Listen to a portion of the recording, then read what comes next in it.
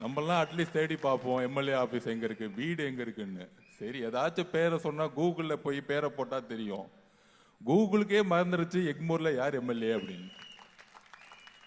அந்த மாதிரி இந்த தொகுதியில திமுக காரங்கெல்லாம் அம்மா ஜெயலலிதா அம்மா இறந்த பிறகு நிறைய துமுர்த்தனம் வந்துருச்சு. யாருமே இல்லை தமிழ்நாட்டில் எதிர்க்கிறதுக்கு. அடுத்தவர் ஒருத்தர் இபிஎஸ்னு வந்தார், அவர் போய் டெல்லியில் செட்டில் ஆகிட்டாரு. அவர் அடிக்கடி ஏர் இண்டியாவில் போயிட்டு வராரு. பேசாமல் அவர் அங்கேயே டெல்லியிலே இருந்துடலாம். அவர் எதுக்கு இந்த பக்கம் வராருன்னு தெரியல. அதனால மக்கள் அவர் மறந்துட்டாங்க. அப்படி இருக்கும் பொழுது 3 தேர்தலில் ஜாலியாக ஜெயிச்சுக்கிட்டே இருந்தாங்க. 19 ஜெயிச்சாங்க, 21 ஜெயிச்சாங்க, 24 ஜெயிச்சாங்க. ஆனால் 26 ஜெயிக்கிறதுக்கு என்னென்னலாம் கஷ்டப்படுறாங்க. அப்பப்பா 26 கட்சியை கூட்டணி சேர்க்குறாங்க, ஒரு பெரிய விளம்பரம் போடுறாங்க, நமக்கு பர்மிஷன் கொடுக்க மாட்டேங்கிறாங்க. அந்த மாதிரி இங்கே இருக்கக்கூடிய நம்மளுடைய முதலமைச்சர் அவர்கள் எந்த அளவிற்கு பயந்து இன்னைக்கு 26 கட்சியை கூட்டணி வச்சாலும் என்னடா அது இன்னைக்கும் நம்ம 2% திமுகவோட அதிகமா இருக்கும். இதுதான் உண்மை. இந்த பயம் ரிசல்ட் அன்னைக்கு தெரியும், மே மாசம் 4ஆம் தேதி. அப்ப எல்லாரும் ஒன்று சொல்றாங்களே, இல்ல திமுக 26 கட்சி கூட்டணி பெருசா இருக்கு அப்படின்னு ஒரு பிரமிப்பை உருவாக்குறாங்கல்ல. இப்ப நான் கொஞ்சம் லேட்டா வந்துட்டேன். ஏன் லேட்டா வந்தேன் அப்படின்னா, காங்கிரஸ் கட்சியிலிருந்து, தமிழ்நாடு காங்கிரஸ் கட்சியிலிருந்து இன்னைக்கு இருக்க பொதுச் செயலாளர்கள், இன்னைக்கு இருக்க மாவட்ட நிர்வாகிகள் ஒரு 100 பேர் நம்ம ஆபீஸ்ல உட்கார்ந்துட்டு இருக்காங்க. இந்த கட்சி உருப்படவே உருப்பாது. காங்கிரஸ் கட்சி நாங்க ஏதோ மாற்றங்கள் வரும்னு நினைச்சோம், இந்த மாற்றங்கள் வரும்னு நினைச்சோம். ஆனா எல்லாம் ஏமாத்திட்டாங்க. 2 குரூப் இருக்கு. ஒன்னு ராகுல் காந்தி சார் குரூப், அவர் தான் எதிர்கட்சி தலைவர். இன்னொரு குரூப் யாருன்னு சொல்ல வேணாம், வயசாகி கண்ணுக்கு தெரியாம நடக்க தெரியாம பழைய குரூப். அந்த குரூப் எப்பயுமே திமுக திமுக திமுகன்னு சொல்லிக்கிட்டே இருக்கும். எனக்கு எல்லாம் கலெக்ஷனு, செட்டிங்கு, கமிஷனு, எல்லாம் பார்ட்னர்ஷிப், ஊழல்ல காசை கொடுக்கறது சைனப்போர். அப்படி இந்த கட்சி பெரிய கூட்டணி கட்சிக்கிறோம்ல. பாண்டிச்சேரியில் நேற்று தான் நாமினேஷன் முடிஞ்சிச்சு. நீங்களே பார்த்துருப்பீங்க, டிவியில் பார்த்தீங்களா இல்லையா? நாமினேஷன் முடிகிற 4 மணி வரைக்கும் கூட்டணியே இன்னும் பேசி முடிக்கல. இதெல்லாம் ஒரு கூட்டணியா? என்னடா 100 வருஷ கட்சி இது. இன்னொன்னு 75 வருஷம் கட்சியான் திமுக, இன்னொன்னு 100 வருஷ கட்சியான். நாமினேஷன் முடிய போது கூட்டணி முடியல. இன்னும் ஒரு அனுபவம் பார்த்தீங்களா இவங்களுக்கெல்லாம்? எவ்வளோ பெரிய அனுபவம், எவ்வளோ பெரிய ஒற்றுமை, மத நல்லிணக்க கூட்டணி. இந்த திமுக என்ன ஃப்ராடுத்தனம் பண்ணுது பார்த்தீங்களா? பாண்டிச்சேரியில பிஜேபி ஜெயிக்கணுங்கிறதுக்காகவே இந்த திருட்டு திமுக காங்கிரஸ கடைசி வரைக்கும் அள வச்சு, கடைசி வரைக்கும் ஈவினிங் 3 மணி வரைக்கும் நாமினேஷன் முடிகிற வரைக்கும் அந்த உடன்படிக்கையில சைன் போடாம பாதுகாட்டது ஜெகத் ரட்சகன். அதுக்கு பின்புலமா இருக்கிறது ஸ்டாலின். ஏன் ஜெகத் ரட்சகன் இது பண்ணாரு? ஏன்னா இடி கேஸ் சொல்லிட்டாங்க மேல இருந்து கூப்பிட்டு, நீ சைன் போடாத, திமுக 30 தொகுதி நிக்கணும், 20 தொகுதி நிக்கணும், கடைசி வரைக்கும் பேசிக்கிட்டே இரு. கடைசியில நாமினேஷன் காங்கிரஸ்காரன் பண்ணவே கூடாது. ஆனா அந்த பக்கம் ஐயா ரங்கசாமி, பிஜேபி எல்லாம் பேசி முடிச்சு நாமினேஷன் பண்ணி முடிச்சுட்டாங்க. அப்படி காங்கிரஸோடைய நாமினேஷனை பண்ண விடாம பாதுகிட்டது திமுக. இதுதான் திருட்டு திமுகன்னு சொல்றது. பிஜேபியோட ஏன் சேர்ந்துக்குச்சு? நம்ம சொல்றோம்ல, பிஜேபியோட நம்ம தைரியமா நிக்கிறோம். படத்தை ரிலீஸ் பண்ணலையா? நான் டெல்லி பக்கம் வந்தா நிமிந்து நிப்பன் சிபி வாசல் நின்னுட்டு கை காமிச்சிட்டு போனார். சிபி ஆபீஸ் கூப்பிடுறியா? நான் நிக்கிறேன். முதல் என்கொயரியா, ஒரு என்கொயரி கூட கேன்சல் பண்ணல, ஆப்சென்ட் ஆகல, நிக்கிற உண்மையை சொல்றதுக்கு நின்ன தலைவர் எங்க தலைவர். எந்த விதமான ஆஃபரையும் தூக்கி போட்டு மத சார்பற்ற தன்மையில் நம்முடைய முஸ்லிம் சகோதரர்களுடையும் கிறிஸ்துவ சகோதரர்களுடையும் அந்த எந்த குறிக்கோளை முதல் நாள் சொன்னாரோ அதுக்காக இன்னைக்கு வரைக்கும் நின்றுட்டு இருப்பார், எப்பயும் நிற்பார். அப்ப அம்மா ஜெயலலிதா அம்மாக்கு அப்புறம், எம்ஜிஆர் அவர்களுக்கு அப்புறம் இந்த திமுகவை எதுக்கணும், டெல்லியில பிஜேபி எதுக்கணும்னா ஒரே உறுதியான தலைவர் இன்னைக்கு தமிழ்நாட்டில் நம்மளுடைய தலைவர் மட்டும்தான். ஸ்டாலின் சார் வந்து மேடைக்கு மேடை பேசுவார், மத சார்பற்றோம் பிஜேபி எல்லாம் பேசுவாங்க. பாண்டிச்சேரியில 4 மணி வரைக்கும் நாமினேஷனை தாக்கல் பண்ண விட்டது எதனால சொல்லுங்க மிஸ்டர் ஸ்டாலின் சார்? பாண்டிச்சேரியில நீங்க என்ன ஆளுங்கட்சியா? உங்க கட்சிக்கு என்ன எத்தனை எம்எல்ஏ இருக்கு? காங்கிரஸ் தானே ஆளுங்கட்சியா இருக்கணும். காங்கிரஸ் தானே வந்து பெரிய கட்சி, அங்க தானே அவங்க தானே முதலமைச்சர் வேட்பாளர். கடைசி வரைக்கும் பேச்சுவார்த்தை பண்ணி நாமினேஷன் பண்ண விடாம இன்னைக்கு வரைக்கும் பாதுகாத்து ஜெகத் ரட்சகன். ஏன்னா ஜெகத் ரட்சகன் மேல இடி கேஸ் இருக்கு. இடி கேஸ் இருக்குனால கூப்பிட்டு பிஜேபியில கூப்பிட்டு சொல்லிட்டாங்க. கூப்பிட்டு சொன்னதுனால பேச்சுவார்த்தை நிப்பாட்டினாங்க. அங்க உங்களுக்கு எல்லாம் தெரியும், நாராயணசாமின்னு ஒருத்தர் இருக்கிறார், கேள்விப்பட்டீங்களா? கடைசியில் அவங்களுக்கே நாமினேஷன் பண்ணி பிஃபார்ம் கொடுக்கல டெல்லியில இருந்து. இது வேணும். 2016 ஜெயிச்ச பிறகு, காங்கிரஸ் ஜெயிச்ச பிறகு அவர் முதலமைச்சர் ஆக்குனாங்க. அவருக்கு மக்கள் அரசியலே தெரியாது, மக்கள் கிட்ட போய் ஓட்டு வாங்கினதே கிடையாது. டெல்லி கிட்ட போய் செட்டிங் பண்ணிக்குவார் ஒரு குரூப்பா போய். 2 எலெக்ஷன்ல கடுகு தோல்வி அடைய வச்சுட்டார். அதனால தான் இன்னைக்கு 26 எலெக்ஷன்ல அவருக்கு வாய்ப்பே கொடுக்கல. பாண்டிச்சேரி நாராயணசாமி மாதிரி ஒருத்தர் இருக்கார். அந்த நாராயணசாமி என்ன பண்ணுவார்னா, கண்ணு திறந்தாலும் திமுக, தூங்கினாலும் திமுக நம்பிக்கிட்டு இருந்தார். கடைசியில அந்த அதே நாராயணசாமியை கழுத்து அறுத்து 4 மணி வரைக்கும் திமுக வந்து ஏமாத்திருச்சு. நேத்து பாண்டிச்சேரி பாலிடிக்ஸ் இது தெரிஞ்சுக்கோங்க, எந்த அளவுக்கு திமுக பிஜேபியோட சேர்ந்து சூழ்ச்சி பண்ணி அங்க காங்கிரஸ் ஒழிச்சுன்னு அங்க இருக்க தொண்டர்கள் எல்லாத்துக்கும் தெரியும். இன்னைக்கு எல்லா இடத்துலையும் நாமினேஷன் வந்து சுயமாவே பண்ணிட்டாங்க காங்கிரஸ். கூட்டணி பேச்சுவார்த்தை எப்ப முடிச்சிருக்கணும்? இது பதில் சொல்லுங்க முக ஸ்டாலின் அவர்களா? சொல்ல மாட்டாரு. ஏன்னா பிஜேபி காரன் ஓனர் திட்டிடுவாங்க, உண்மையை சொல்ல மாட்டாரு. கேட்டா வந்து மத சார்பற்ற இங்க இருக்கவங்களை ஏமாத்திட்டு இருப்பாரு. பாண்டிச்சேரி காங்கிரஸ் ஒழிச்சதே இன்னைக்கு இருக்க ஸ்டாலினும் ஜெகத் ரட்சகனும். ஏன்னா உங்களுக்கு தெரியும், ஜெகத் ரட்சகன் மேல 600 கோடி 700 கோடி 1000 கோடி கேஸ போட்டு வச்சிருக்காங்க. அப்ப ஜெகத் ரட்சகனை அனுப்பிச்சு விட்டது பிஜேபி, அவர் பேச்சுவார்த்தையோட நிப்பாட்டினது பிஜேபி. அதனாலதான் காங்கிரஸ் இப்படி ஒளிஞ்சு போச்சு. இன்னைக்கு பாண்டிச்சேரியில அவங்க வழி கிளியர் ஆயிருச்சா? பிஜேபிக்கும் ரங்கசாமி ஐயாவுக்கும் வழி கிளியர் ஆயிருச்சு. இன்னைக்கு காங்கிரஸ் நட் ரோட்ல நிக்குது. அதே மாதிரி தமிழ்நாட்டில் ஒரு ரங்கசாமி இருக்கிறார். பேர் சொல்லுங்க யாருன்னு? காங்கிரஸ்ல இருக்காருப்பா ஒரு ரங்கசாமிங்க. அவர் பேர் தான் ப. சிதம்பரம். காங்கிரஸ் கட்சியை ஒழிக்க வந்த ரங்கசாமி. சரி, நாராயணசாமி 16 நாராயணசாமி ஒழிச்சாரா? 26 ப. சிதம்பரம் காங்கிரஸ் ஒழிச்சிட்டார். நேரா போய் அடமானம் வச்சு விட்டார். காங்கிரஸோடைய ஒட்டுமொத்த பொதுச் செயலாளர்களும் ஒட்டுமொத்த மாவட்டத்தில் இன்னைக்கு டிவிக்கு வாசல் உட்கார்ந்துட்டு இருக்காங்க. ஐயா, இந்த கட்சி திமுக சொல்லி காமராஜர் ஆச்சர் காமராஜர் ஆச்சர் காமராஜர் சொல்லி 50 வருஷமா திமுக குதிரை மேல ஏறி உக்காந்துக்கிட்டு ஒரு மாற்றம் வராதான்னு நினைச்சோம். நாங்கெல்லாம் நினைச்சோம். எங்க ராகுல் காந்தி சார் விஜய் மேலதான் அன்பு வச்சிருக்கிறார், இதுதான் உண்மை. நாங்க போய் கேட்டுட்டு வந்தோம். ஆனா அந்த பழைய வயசான குரூப் இருக்கு, அவங்கெல்லாம் சூழ்ச்சி பண்ணி ஏதோ பேசி போய் அடமானம் வச்சுட்டாங்க. வாங்க வேண்டிய பெட்டியெல்லாம் வாங்கி அடமானம் வச்சுட்டாங்க. எங்களுக்கு இந்த காங்கிரஸ் மேல நம்பிக்கையில 100 பேர் இன்னைக்கு வந்து நம்ம ஆபீஸ் வாசல்ல உட்கார்ந்துட்டு இருக்காங்க தலைவரை பார்க்கணும்னு. இதுதான் இன்னைக்கு காங்கிரஸ் உடைய மிகப்பெரிய பிளவு. இன்னும் 2 நாள்ல காங்கிரஸ் கட்சியோட முக்கியமான நிர்வாகிகள் டிவிக்கு ஐக்கியமா போறாங்க. இதுதான் உண்மை. எப்படி நாராயணசாமி திமுக ஒழிச்சுச்சோ அதே மாதிரி 2029 ப. சிதம்பரம் சீட்டே கிடைக்காது, அவரும் காணா போயிடுவார். காங்கிரஸ் கட்சியும் ஒழிச்சு அவரும் காணா போயிடுவார். அப்ப இத்தனை வருஷம் எக்ஸ்பீரியன்ஸ் இருந்து என்ன பெறுகிறோம்? நாங்கள் அனுபவசாலிகள், எங்களுக்கு அறிவு இருக்கு, எங்களுக்கு பொருளாதாரம் தெரியும், அது தெரியும், இது தெரியும், எல்லா கதையா டிவியில விடுவாங்க. ஆனா காங்கிரஸ் கட்சியை வளர விடவே மாட்டாங்க. அப்ப திமுக என்ன பண்ணுது? இன்னைக்கு கூட்டணி கட்சிகளை எப்படி டீல் போட்டு முடிக்கிறாங்க பாருங்க. பிஜேபியில இருந்து நேத்து வந்த பிரேமலதா அக்காக்கு 10 தொகுதி, ஒரு ராஜ்யசபா எம்பி, 34 எம்எல்ஏ கொண்ட ராஜ்யசபா எம்பி. காங்கிரஸ் நம்ம கம்யூனிஸ்ட் கட்சிக்காரங்க இந்த 5 வருஷம் 8 வருஷமா கூட இருந்து திமுக எல்லா வேலையும் பண்ணாங்க. கடைசியில் அவங்களுக்கு 5 தொகுதி. பேட்டி கொடுக்கும்போது 2 கம்யூனிஸ்ட் கட்சி தலைவரும் சொல்றாங்க, இதெல்லாம் எங்களை உடன்படிக்கையே கிடையாது, இருந்தாலும் பிஜேபிக்காக நாங்க இருக்கிறோம்.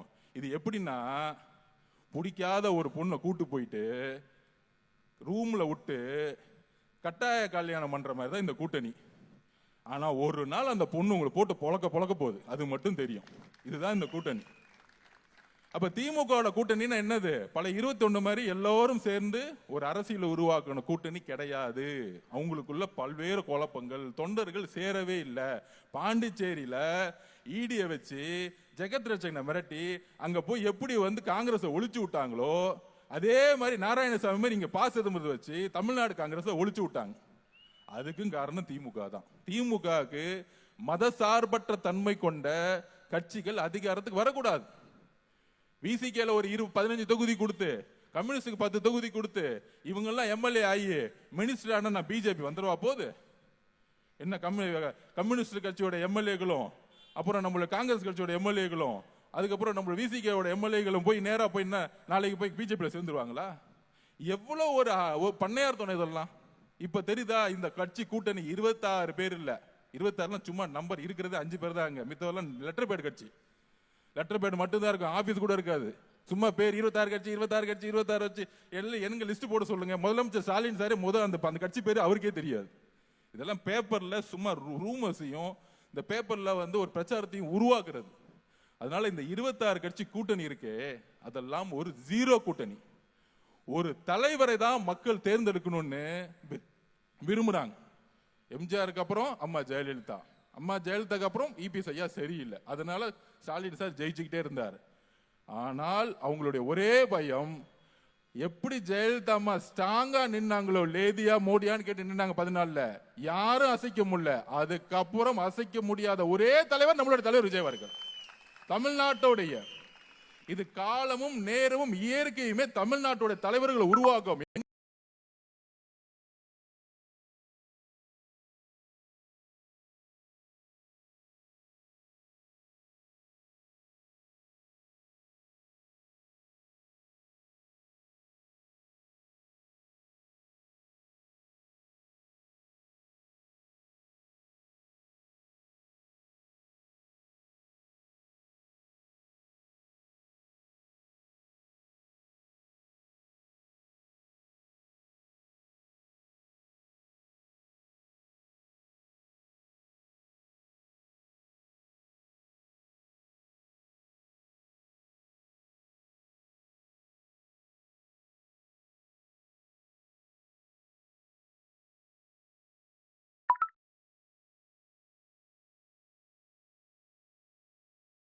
எங்கிருந்து உருவாக்கும்?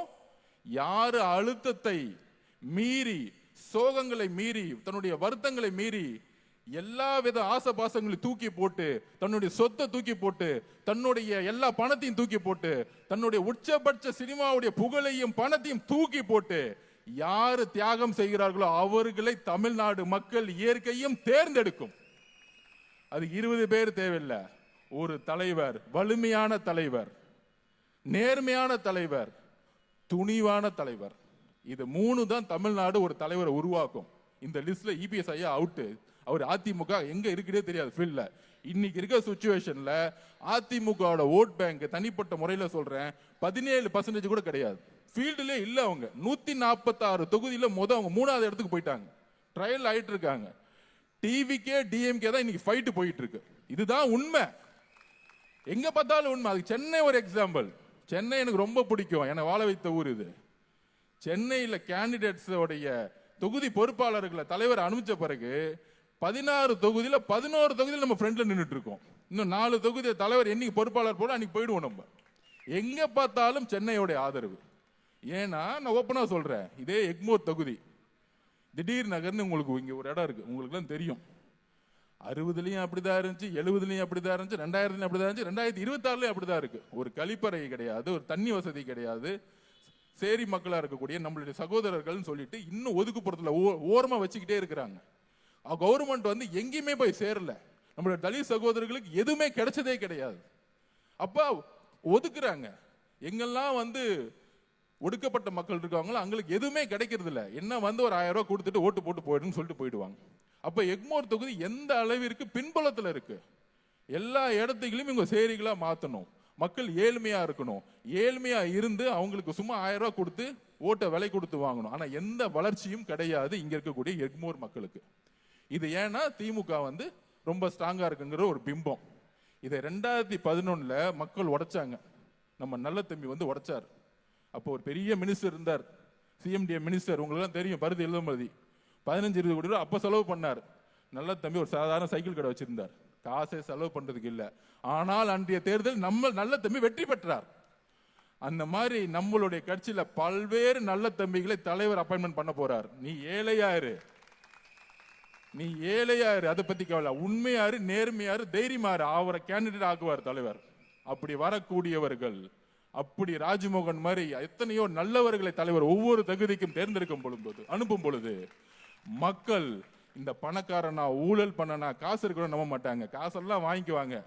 நான் திருப்பியும் சொன்னேன், இன்னைக்கு 3000 ரூபாய் கொடுத்தா கூட மாசத்துக்கு 50 ரூபாய் 5 வருஷத்துக்கு, அடுத்த 5 வருஷத்துல அவன் 2000 கோடி அடிச்சுட்டு போயிடுவான். 50 ரூபா, வெறும் 50 ரூபா கொடுத்து மாசத்துக்கு.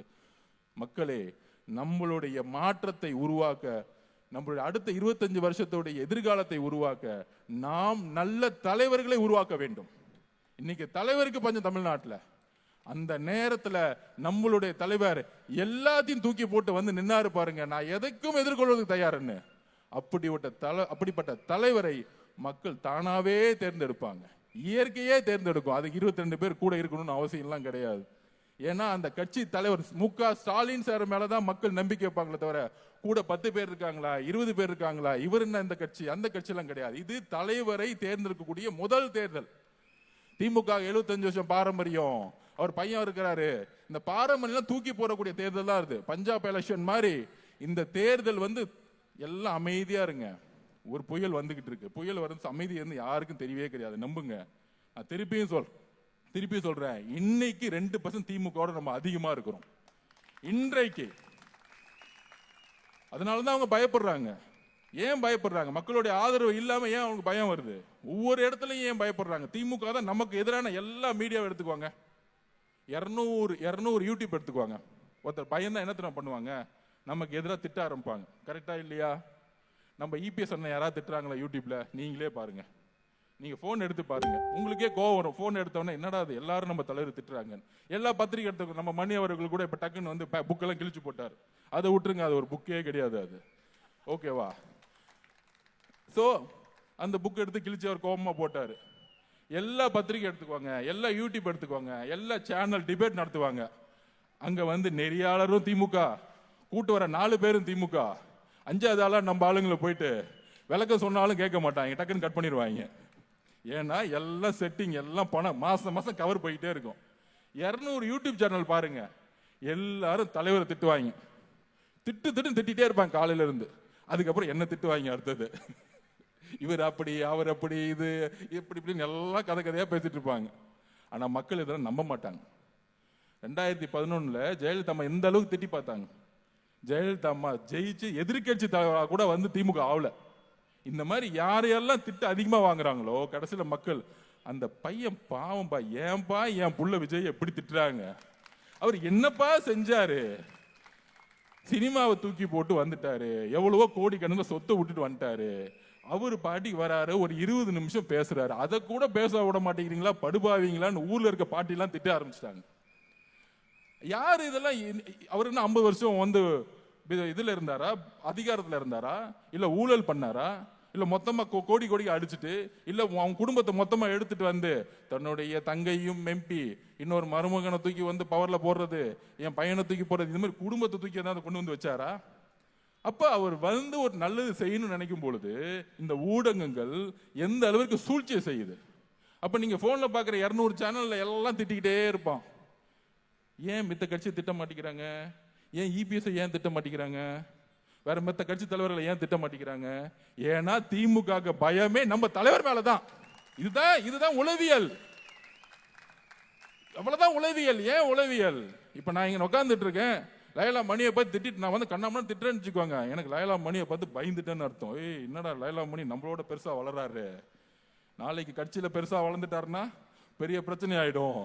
ரமேஷ் ரொம்ப பேசுறான், என்னோட வளர்ந்துருவானா, வா ரமேஷ் உன்னை பிச்சிருவா வா அப்படின்னு சொன்னா நான் பயந்துட்டேன்னு அர்த்தம். ஆனா என்னுடைய தம்பிகள் நல்லா பேசுறோன்னு கேட்டேன்னா அதுதான் அன்புன்னு அர்த்தம்.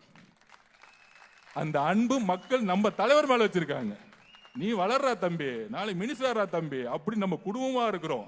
இந்த திமுக காரங்க நம்ம தலைவரை திட்டும் போது 200 யூடியூப் சேனல்ல எல்லாம் காசு கொடுத்து அடிச்சு கண்ணா முன்னான்னு திட்டுறது, வாய்க்கு கெட்ட வார்த்தை எல்லாம் பேசுறது. யாரு மிரட்டப்படுகிறார்களோ, யாரு மிரட்டுறாங்களோ அவங்க தான் பயந்தவர்களா. திருப்பியும் சொல்றேன், யாரு திட்டிக்கிட்டே இருக்காங்களோ அவங்க எல்லாம் மனநிலை சரியில்லாதவங்க. நம்ம தலைவரை பார்த்து பயந்துட்டா இருக்காங்க. அவரு எதா பத்தியும் கண்டுக்கிறது இல்லை. நேரா கேண்டிடேட் செலக்ஷன்ல இருக்கிறாரு, அடுத்து எங்க பிரச்சாரம் போகணும், எங்க மனு போகணும், எந்த ரோட்ல எப்ப கிளம்பணும். ஆனா மகன்களா திமுக ரெடி ஆகிக்கோங்க, அவர் ரோட்டுக்கு வரும்போது நீங்க செத்தீங்க. நான் இப்பயே சொல்லிட்டேன், இத்தனை நாள் நீங்க ரோட்டுக்கு உள்ள அவரை எழுதி வச்சுக்கோங்க, உங்க பரம்பரையே வருத்தப்பட போகுது. ஏன் தான் பிறந்தோம், பேசாம புள்ள அடுத்த இன்ப நீதியெல்லாம் அமெரிக்காவுக்கு செட்டில் பண்ணிடுவோம், தமிழ்நாட்டு பக்கம் திரும்பியே யோசிக்க கூடாது. ரெட் ஜெயிண்ட் வச்சா படம் எடுக்கிறீங்க, உங்க கம்பெனிக்கு இருக்கு நோட்டீஸ் இன்னும் 3 மாசத்துல. எல்லா சினிமா நடிகர்கள் நடிகைகளை ஏன் பேச மாட்டேங்கிறாங்க சொல்லுங்க, நீங்களே சொல்லுங்க. 2021க்கு முன்னாடி ரெட் ஜெயின்ங்கிற கம்பெனி எத்தனை படம் எடுத்துச்சு? இன்னைக்கு 1000 கோடி படத்தை வச்சு எல்லா படமும் எடுக்கிறாங்க. எந்த படம்? ஊழல் பணம். அது யாரு? நம்ம கமலஹாசன் அவர்கள் ப்ரொடியூசரா. மாற்றத்தை உடைச்சி, டிவியை உடைச்சி, ஊழலை உடைச்சி, கடைசியில் ரெட் ஜெயின்ல ப்ரொடியூசர் ஆயிட்டார். இதுதான் மாற்றமா? ஒட்டுமொத்த ஊழல் பணத்தையும் வைத்து சினிமா எடுக்கக்கூடிய ரெட் ஜெயின் படத்துல இன்னைக்கு கமலஹாசன் இருக்கிறார். ஆனா அதை பத்தி பேசணும்னு வச்சுக்கோங்க, 12ஆம் கிளாஸ் பொண்ணு ரேப் ஆகி, கழிவறைக்கு போன பொண்ணு ரேப் ஆகி தூத்துக்குடியில கொடூரமா கொலை செய்யப்படும் பொழுது திமுக முதலமைச்சரும் பேசல, உதயநிதியும் பேசல, எம்எல்ஏ பேசல, மினிஸ்டர் பேசல. அக்கா கனிமொழி அக்காவை பாராட்டணும். போனாங்க ஊருக்கு, ஆனா ஃபைட் வந்துச்சு. ஆனா ஒரு ரேப் வந்தா ஒரு பெண் மட்டும் தான் போகணுமா? நான் கேட்கிறேன், ஒரு பெண் தான் போகணுமா? ஒரு ரேப் நடந்துச்சுன்னா ஒரு பெண் தான் போகணுமா? ஒரு ஆண் போக கூடாதா? ஒரு மினிஸ்டர் ஆணா இருக்க போக கூடாதா? இது என்ன ஒரு ஆண் ஒரு ஆண் மனப்பான்மையுள்ள சமூகம் இது? ஐயோ உடனே கனிமொழியை பார்த்து அவங்க போல, இவங்க போல, கனிமொழி போல. ஏன் முதலமைச்சரை பார்த்து கொஸ்டின் கேட்க கூடாதா? ஒரு பெண் 15 வயசு பெண்ணு கொல்லப்பட்டிருக்கும் போது முதலமைச்சர் அந்த இடத்துக்கு போல, துணை முதலமைச்சர் சுத்தமா போல. ஆனா விமர்சனம் கனிமொழி அக்கா மேல. அந்த கனிமொழி அக்காக்கு எம்எல்ஏ சீட்டு கொடுக்க மாட்டேங்கிறாங்களாம். அந்த கொடுமை வேற நடந்துகிட்டு. கேட்டா பெண்களுக்கான பாதுகாப்புக்கான அண்ணன் அவரு. அப்பான்னு சொல்லும் போது உங்க தங்கச்சிக்கு சீட்டு கொடுப்பா எம்எல்ஏ சீட்டு. அவங்க 1 வருஷமா கேட்டுட்டு இருக்காங்க. சொந்த தங்கச்சிக்கு எம்எல்ஏ சீட்டு கொடுத்தா என்ன ஆயிடும்? அந்த அக்கா உதயநிதி போட்டு போயிட்டே இருப்பாங்க. ஏன்னா மக்கள் அதில் அவங்கள்ட்ட இருக்கு. உன் குடும்பத்துக்குள்ளே பிரச்சனை வச்சுக்கிட்டு உங்களுடைய கனவு காணுங்கள், உங்களுடைய கனவை சொல்லுங்களா. கனிமொழி அக்கா கனவை நிறைவேற்றுப்பா. அப்பாவா நல்ல அண்ணனா குடும்பத்துக்குள்ளே ஏமாத்திக்கிட்டு தமிழ்நாட்டில் நான் மக்களை பாதுகாப்புன்னு வெளியே வரீங்க வீட்டை விட்டு. சொல்ல ஆரம்பிச்சோன்னா தாங்க மாட்டீங்க. எங்க தலைவரை பத்தி பேசாதீங்க. நான் எப்படி ஓப்பனா சொல்றேன், தாங்கவே மாட்டீங்க. அதனால எல்லாமே நாடகம், எல்லாமே விளம்பரம். நீங்க போனை பார்த்தீங்கன்னா ஏமாந்துக்கிட்டே இருப்பீங்க. போனே பார்க்காதீங்க, மக்களை பாருங்க. மக்கள் ஒவ்வொரு வீட்டுக்கா நீங்க போகும்போது வரவேற்பாங்க. ஆசையா டிவி கேவா வாங்க வாங்க வாங்க அப்படின்னு சொல்லி ஓட்டு கேட்க வரீங்களா, ஓடி வருவாங்க. அப்ப அண்ணன் சொன்ன மாதிரி திமுக வீடெல்லாம் கிடையாது. திமுக இருக்க ஒருத்தர் மட்டும்தான் இருப்பாரு. அவங்களுடைய மனைவி குழந்தைங்கெல்லாம் மாறி ரொம்ப நாள் ஆச்சு. அவங்களே வெறுத்து போயிட்டாங்க. ஏங்க டெய்லி ஒரு கிளை செயலரை பார்த்து, ஒன்றியத்தை பார்த்து, பகுதியை பார்த்து, அப்புறம் நம்ம மாவட்ட செயலரை பார்த்து, ஏன் நம்ம இங்க இப்ப இருக்க எம்எல்ஏவே அவங்கள மனைவி மாதிரிலாம் கேட்கறாங்க. ஏங்க 30 வருஷமா வரீங்க போறீங்க. உதயநிதி நேத்து வந்த உதயநிதி துணை முதலமைச்சர், நீங்க என்னங்க பண்ணிட்டு இருக்கீங்க நீங்க அப்படின்னு திமுக கூட்டத்துல கேட்கிறாங்க. அங்க இருக்க அமைச்சரோட பசங்களை எம்பி ஆயிட்டாங்க. அப்ப பகுதி என்ன ஆகுது, ஒன்றியம் என்ன ஆகுது, கிளை என்ன ஆகுது, மாவட்டம் என்ன ஆகுது? அடிமை மாதிரி வேலை பார்த்துக்கிட்டே இருக்கணும். இந்த குடும்பம் மட்டும் முதலமைச்சர் ஆயிடுவாங்க, துணை முதலமைச்சர் ஆயிடுவாங்க, எம்பி ஆயிடுவாங்க, மினிஸ்டர் ஆயிடுவாங்க, கூட இருக்கிற எல்லா கட்டிங் மினிஸ்டரோட பசங்க எம்பி ஆயிடுவாங்க. இதுதான் திமுக. இந்த திமுக ஜெயிக்குமா? ஜெயிக்கவே ஜெயிக்காது. நான் எல்லாம் கால்குலேஷன் போட்டு பார்த்தேன். எந்த காலத்தில் 2வது அடி திமுக தேர்ந்தெடுத்த வரலாறே கிடையாது. அதனாலதான் பயந்து லெட்டர் பேட் கட்சியெல்லாம் கூப்பிட்டு வாங்க வாங்கன்னு கூட்டணி சேர்த்துக்கிறார். இல்ல அக்கா, நீங்க இன்னைக்கு ஒரு யூடியூப்ல ஒரு 10 நிமிஷம் திட்டுங்க அண்ணனை, உங்களை கூப்பிட்டு மாலை போட்டு ஒரு 10 லட்சம் கொடுத்துருவாரு. இதுதான் ஸ்டாலின் சாரோட பிரச்சனை. யாரா திட்டுறீங்களோ வாங்க மாலை போட்டு. ஸ்டாலின் சாரே பாப்பாரு, யூடியூப்ல பேசலாம். என்ன உளவியல் பாருங்க. ஒரு முதலமைச்சர் எப்படி இருக்கணும்? அண்ணா உட்கார்ந்த சீட்டு. ஏன் கலைஞர் மேல கூட விமர்சனம் இருந்தாலும் ஒரு பெரிய தலைவர் அவர் உட்கார்ந்து சீட்டு. இப்படி ஒருத்தர் உட்கார வச்சு பெரிய தலைவர்னு ஒரு 5 வருஷம் பிராண்டிங் பண்ணி நடிச்சு கடைசியில் மக்களே அது நம்புறதில்லை. அதனால தோழர்களே, காங்கிரஸ் கட்சியோடைய முக்கியமான நிர்வாகிகள் இணைப்பு விழா நாளான்னைக்கு நடக்க போகுது. யாரும் இந்த காங்கிரஸ் கட்சியே கிடையாது. பாண்டிச்சேரியில் ஒழிச்சிட்டாங்க காங்கிரஸ் கட்சி, திமுக தான் ஒழிச்சிட்டாங்க. கூட்டணி இருக்க கம்யூனிஸ்ட் தோழர்களை அள வச்சு நீங்க ரோட்ல விட்டுட்டாங்க. அக்கா பிரேமலதாக்காக்கு நன்றி சொல்லணும். உள்ள போய் எல்லா வேலையும் சூப்பரா பண்ணிட்டாங்க, பக்காவா பழி வாங்கிட்டாங்க. அந்த அரசியலை அக்கா கிட்ட பாராட்டணும் நம்ம. அதனால திமுக இன்றைக்கு மிகப்பெரிய வலு இல்லாத ஒரு கூட்டணியாகவும் ஒரு தலைவராகவும் இன்னைக்கு இருக்கக்கூடிய ஒரே விஷயம் தான் நடந்துட்டு இருக்கு. அது ஒரு எக்ஸாம்பிளா சொல்லிடுறேன். ஒரு ஆள் எங்க தலைவர் அதை எதிர்த்து நிக்கிறதுக்கு மு.க. ஸ்டாலினுக்கு 26 கட்சி தேவைப்படுது. இதுல யார் வலுவான தலைவர்? இதுல யார் வலுவான தலைவர் சொல்லுங்க. ஒட்டுமொத்த டெல்லியும் உங்களோட படத்தை நீங்க செட்டிங் போட்டு அவருக்கு மு.க. ஸ்டாலினோட படத்தை ரிலீஸ் பண்ணிட்டாங்க. இஸ்லாமிய சகோதரர்களே, கிறிஸ்துவ சகோதரர்களே எழுதி வச்சுக்கோங்க. அவங்களுடைய படத்தை என்ன பராசக்தியா, ஓகே, பராசக்தி படத்தை ரிலீஸ் பண்ணிட்டாங்க. யாருக்கிட்ட? டெல்லியில பேசி, பிஜேபி கிட்ட பேசி நம்ம படத்தை ரிலீஸ் இது வரைக்கும் பண்ணல. அப்ப யாரு உறுதியான தலைவர்? யாரு? நம்மளுடைய தலைவர். அப்ப நம்ம தலைவர் எதுக்கு 26 பேர் வேணும்? அது இல்லாம ஆப்போசிட்ல இபிஎஸ் இன்னொரு 10 பேர் சேர்த்துக்கிறாரு. திடீர்னு வந்து நம்மள திட்டிட்டு இருக்காரு. கரூருக்கு இவங்க தான் காரணம். 3 மாசத்துக்கு முன்னாடி வேற காரணம் சொன்னாரு, திமுகன்னு சொன்னாரு. இன்னைக்கு அவரை முதலமைச்சர் ஆகிறதுக்கு நம்ம கட்சி ஆரம்பிச்சிருக்கோம். அதனால அவங்களுக்கெல்லாம் பதில் சொல்லாம வீடு வீடா பூத்து பூத்தா நம்மளுடைய தலைவருடைய முகத்தை, தன்னுடைய தலைவருடைய குறிக்கோள்களை போய் சொல்லுங்க. தமிழகத்தில் ஆட்சி மாற்றம் மிகப்பெரிய அளவில் நடக்கும். எழுதி வச்சுக்கோங்க. பஞ்சாப் எலெக்ஷன் மாதிரி மிகப்பெரிய மாற்றத்தை உருவாக்குவாங்க. அவங்கெல்லாம் நீங்களாம் ஒரு எம்எல்ஏவான்னு கேட்டார் அன்னைக்கு இருந்த பஞ்சாப்ல இருக்கவர் முதலமைச்சர். ஆனால் சாதாரண இளைஞர்கள் ஜெயிச்சுட்டு ஆட்சி மாற்றத்தை உருவாக்கி போயிட்டே இருந்தாங்க, ஆம் ஆத்மி கட்சி மாதிரி. அதனால நாம் நம்புவோம். நம்மளுடைய பொறுப்பாளர் எக்மோர் தொகுதியில் யார் வேட்பாளர் அண்ணன் 2-3 நாள் ரிலீஸ் பண்ணும்போது உங்களுக்கு தெரியும்.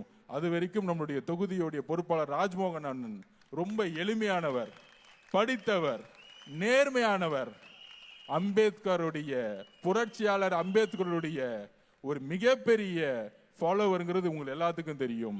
எங்க கட்சியில ஜாதியே கிடையாதுப்பா. ஓப்பனிங் பேட்ஸ்மேனே எங்களுடைய ராஜ்மோகன் அண்ணன் தான்.